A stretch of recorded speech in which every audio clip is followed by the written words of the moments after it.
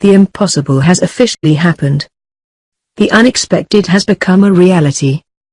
The photo we never thought we'd see is now real. It is here, and it is about shocking as you'd imagine. Maybe more so.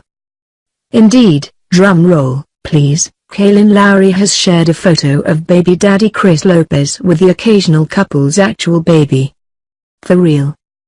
The most controversial Teen Mom 2 star gave birth 1 month ago to a son she only refers to in public at the moment as Baby Lo.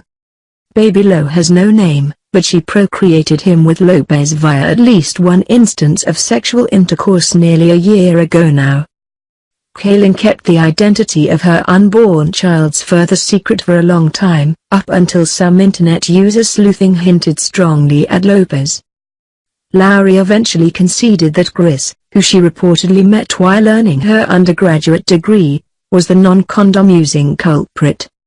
Very little is known about the third daddy of her third baby to this day, as Lopez has sought to keep himself out of the public eye. We know, it's unusual to say the least. Kaylin shares her life not only with MTV but with over 1 million followers on social media.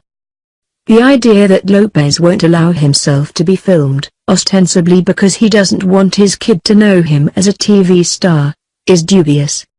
In any case, we have done our best to glean what we can about the couple since he was confirmed as the baby daddy, but it's tough. To say reports are conflicting is an understatement.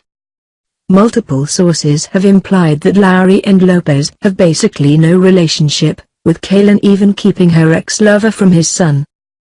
This clearly isn't the case, however.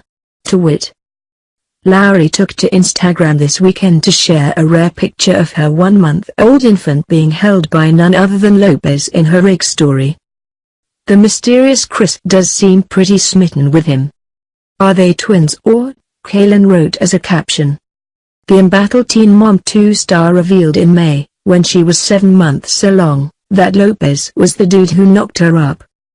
Supposedly, this occurred as part of a plan to get pregnant. Lowry went out of her way to point out that this was not an accidental conception. At the same time, the source told E! News, she really has nothing to do with Chris, the father. She plans on raising the baby on her own. Lopez has claimed this isn't the case, though. Seen my lil' man almost every day, boom the truth, he tweeted on September 6, finally breaking his silence on the subject.